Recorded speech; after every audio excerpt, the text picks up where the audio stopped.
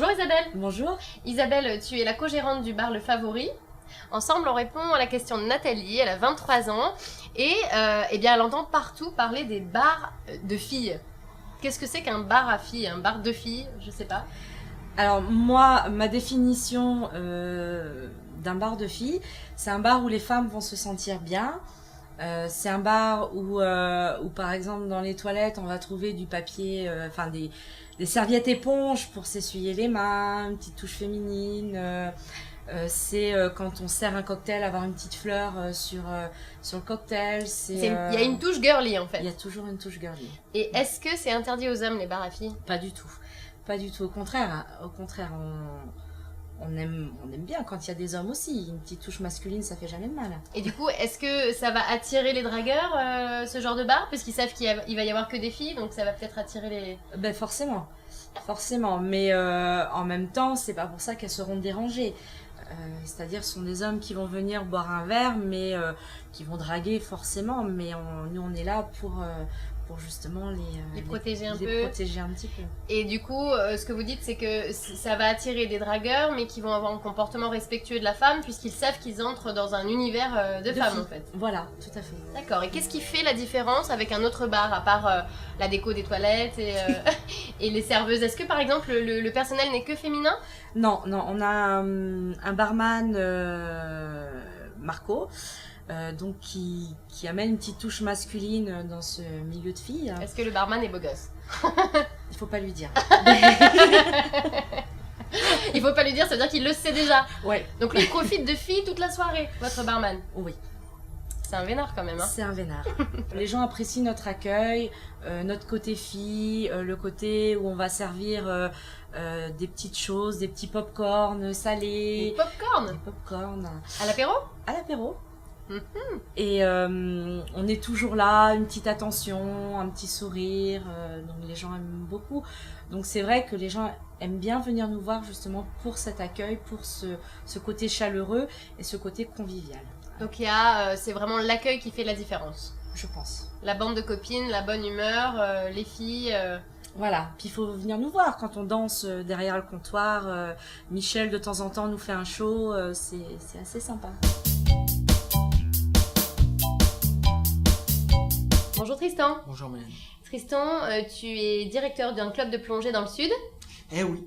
Ensemble, on répond à la question d'Erika. Elle a 23 ans, elle fait de la plongée, elle aimerait en faire, sauf qu'elle a un souci, elle a tendance à avoir les oreilles qui se bouchent et elle aimerait savoir si tu aurais des petits trucs à lui donner. En descendant sous l'eau, la pression de l'eau augmente en Ouais. fonction de la profondeur. Donc du coup, l'eau appuie sur le tympan. De l'autre côté du tympan, on a l'oreille moyenne qui, elle, est une cavité aérienne.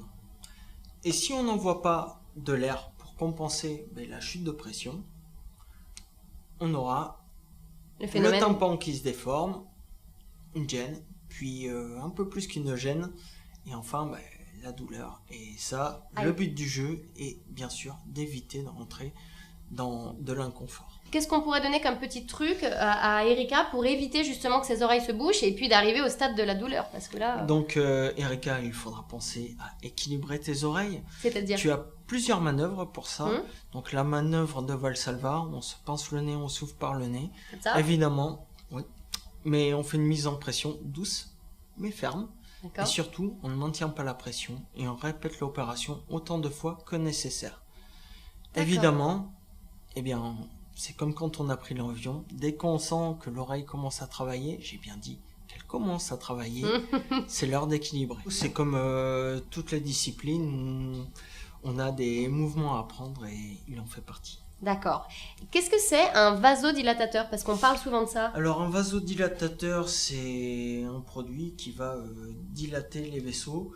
En plongée, c'est pas super pour la simple raison que ça a dilaté toute la tuyauterie avant de partir à l'eau et les durées d'action de ces produits étant limitées, à la remontée, ça va se refermer. Et ça va se refermer d'autant plus. Donc vasodilatateur, pas recommandé dans le cadre de la plongée. Pas recommandé.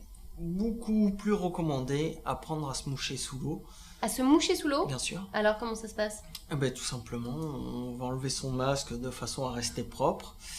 Et on va tout simplement se moucher, comme d'habitude, comme on pourrait le faire à terre. Ouais. Ce qui va nous permettre de libérer les voies aériennes supérieures et de favoriser les équilibrages.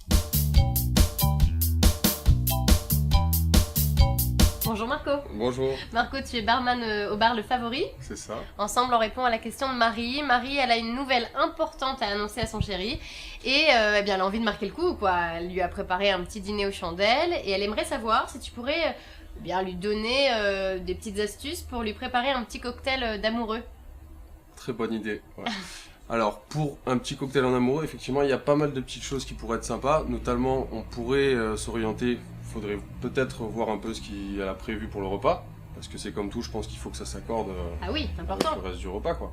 C'est comme un bon vin. Que ça soit au niveau des couleurs, parce qu'il y a un effet visuel, au moins aussi important que le goût, quoi. Il faudrait un petit peu s'adapter à ce qu'elle a prévu, mais je pense qu'on pourrait s'orienter vers un petit cocktail à base de rose De rose et de vodka. et de C'est vodka. bien connu chez les hommes. Ah bon? Bah explique-nous ça Marco alors. Disons que mon expérience dans le bar, voilà. Je pense qu'il y a certains cocktails qui ont un effet... Aphrodisiaque, c'est ça? C'est ça, on C'est peut ça. dire ça comme ça. Alors donc Voilà. quels sont les ingrédients aphrodisiaques? Alors, faudrait s'adapter pareil, hein, ce goût pour ce monsieur. Donc je sais pas exactement au niveau de l'alcool, mais comme je dis, il y a certains ingrédients comme le gingembre, comme la rose, qui peuvent être assez intéressants, surtout dans ce cadre-là. Il faut faire très très attention sur les doses, parce que c'est un petit peu comme dans la cuisine. Hein. Il suffit qu'on se trompe, que ce soit avec un ingrédient ou un autre, et ça devient très vite Pas très bon. l'effet Le pas gingembre. du tout désiré. Donc faut y aller très très doucement avec le gingembre et la rose. C'est des Comment ingrédients qui... Alors la rose, on peut utiliser déjà une rose en elle-même pour la décoration. Ouais. D'ailleurs, ça a toujours un effet très sympa. Le gingembre, donc faut prendre du gingembre frais. Voilà, En racine voilà, c'est ça. et on le râpe. On peut le râper effectivement et le mixer, en fait le passer au mixeur ou au shaker. 1 centilitre de sirop de rose. Voilà. Un tout petit, Tout petit un peu de tout petit gingembre, voilà. râpé ou On mixé. compte à peu près 5 centilitres voire 6 d'alcool. En Oui. sachant que la plupart du temps c'est un alcool blanc, enfin un alcool fort avec une liqueur en complément. Donc, pas plus de 6 centilitres d'alcool, un petit peu de sirop de rose, 1 centilitre maximum. Si on veut un petit peu plus sucré selon les goûts, on rajoute un peu de sirop de canne. Sirop de canne pour sucrer. Un petit peu de gingembre pour donner de la force et du caractère au cocktail. Surtout pour les hommes, c'est très sympa. Et après, là, je conseillerais plutôt du jus de pomme. Bonjour Christelle. Bonjour Mélanie. Christelle, tu es psychologue. Oui. On a une question de Ludivine aujourd'hui, elle a 28 ans. Et son petit ami n'a de cesse de lui dire qu'il adore ses petits seins, sauf que ça a le don de l'énerver et elle ne sait pas vraiment comment lui dire. D'accord. Alors tout simplement, elle peut lui dire de formuler les choses différemment. Le fait de dire petit a déjà une connotation, c'est péjoratif, Péjoratif, et ouais. je pense que du coup elle se sent dévalorisée. Alors que pour lui finalement c'est ce qu'il aime. Voilà, il y a des hommes qui aiment les petits seins, d'autres les gros seins, donc lui il ne fait que lui dire qu'il l'aime de cette manière-là. Pour Ludivine, comme ça l'atteint dans son estime, elle dit à son chéri de lui dire, bah écoute, j'aime tes seins comme ils sont, voilà, c'est ce que j'aime chez toi, pour que ce soit revalorisant et non pas dévalorisant. C'est ça. Et du coup, si elle ne lui dit pas, son chéri ne va pas comprendre puisque pour lui, il lui fait un compliment sincère. Exactement. Donc, la communication. La communication. Très important dans le couple, hein, la Oui. communication, on en parle souvent. Oui. Et du coup, est-ce que son chéri va pouvoir aussi la valoriser autrement en lui disant que, je sais pas moi, peut-être qu'elle a d'autres atouts que ses seins? Tout à fait. Bon, après, c'est vrai que de son point de vue à lui, on peut En toute comprendre que objectivité, c'est ce qu'il il aime. aime ses petits seins. Voilà. Mais elle peut lui demander justement de la valoriser sur d'autres points qui sont importants pour elle. Et elle peut le faire en lui disant clairement ce qu'elle a aussi envie d'entendre par moment. Je pense Mais est-ce que si c'est dans sa tête, si vraiment elle n'aime pas ses petits seins, même s'il lui dit j'aime tes seins, sans dire j'aime tes petits seins, elle l'entendra. elle- Oui, effectivement aussi ça la comme complexe. ça. Parce qu'elle a pas envie qu'on appuie sur ce qui lui fait mal finalement. C'est son estime d'elle, c'est dans sa tête. Alors à ce moment-là, elle peut lui dire que ça l'atteint et lui demander de ne plus en parler ou de moins en parler et lui dire pourquoi ça la complexe. Lui dire ce qu'elle a pu vivre par rapport à ça par le passé et pourquoi ça l'atteint dans sa confiance, dans son estime d'elle-même. D'autant que les médias nous véhiculent aussi des images particulières, de stéréotypes et qu'il faut faire les choses en fonction de soi et non pas de ce que nous véhiculent les informations. Donc finalement, le conseil qu'on va donner à Ludivine, c'est déjà de croire son chéri, d'entendre ce compliment, de l'accepter parce que c'est un vrai compliment, il aime vos petits seins. Maintenant, si vraiment ça vous complexe, alors dites-lui concrètement que vous n'avez pas envie qu'il vous parle de vos seins, que vous préféreriez qu'il mette en avant vos autres qualités qui sont certainement nombreuses.